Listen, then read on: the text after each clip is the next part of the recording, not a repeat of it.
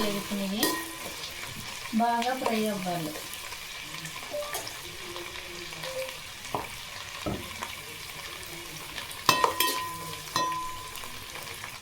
వేగిపోయినాయి కదా, ఇప్పుడు ఉల్లిపాయలు పచ్చిమిరపకాయలు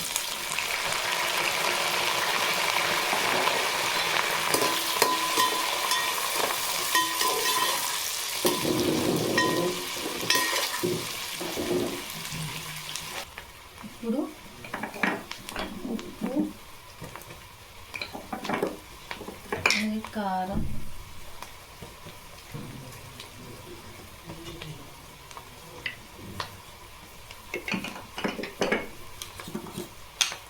పసుపు,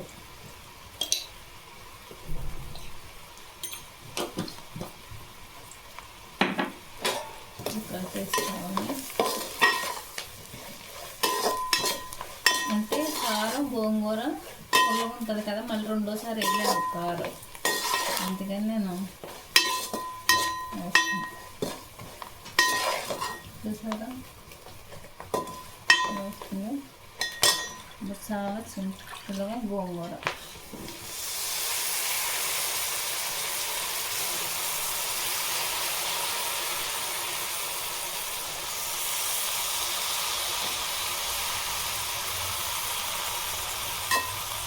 అంటే కూర పెట్టేస్తున్నాను.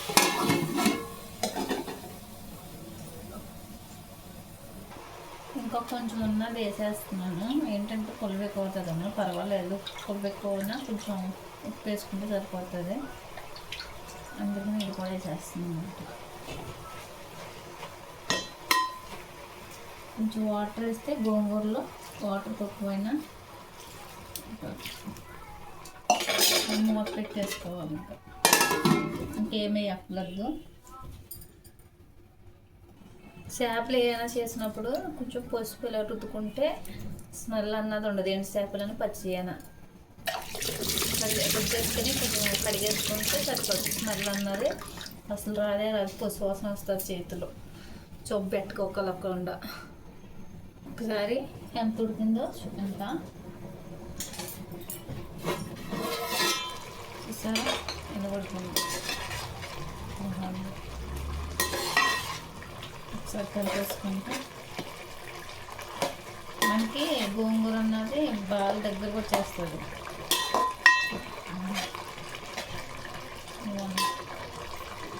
కూరతే పులుపు కారం అన్నీ పులిపిపోతే కనుక కూర టేస్ట్ లేకపోతే కదా స్మెల్ అన్నది అనిపిస్తుంది. అప్పుడేనండి గౌడుకోవాలి. కూర అయితే చూసి దగ్గరకు వచ్చేసింది, ఇంకా మంచిగా ఉడుతుంది. ఇంకా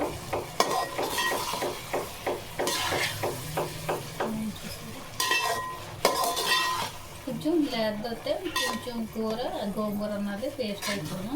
ఇది పర్వాలేదు, బాగా అయిపోయింది. ఒకసారి ఉప్పు చూసేసి ఇంకొక సరిపోలేదు, మళ్ళీ దింపై తీయాలంటే అంతా ఉప్పు వేసేస్తే ఉప్పే టేస్ట్. ఉప్పు కారం కూరలు ఉప్పు సరిపోతే కూర చాలా టేస్ట్గా ఉంటాం. పప్పులు అనిపిస్తే మాత్రం చూసారండి, కూర అయితే రెడీ అయింది. చాలా సింపుల్ కూర. కొద్దిగా అన్నం తిన్న వాళ్ళు ఈ పులుపుల కూరతో ఇంకా మెగాస్టేట్ ఉంటారు. సరే అండి, కూర సరే అండి. వీడియో మీకు నచ్చింది అనుకుంటున్నాను, మీరు కూడా ట్రై చేయండి. ఓకేనండి, బాయ్. గ్యాస్ అయితే ఆఫ్ చేస్తున్నా.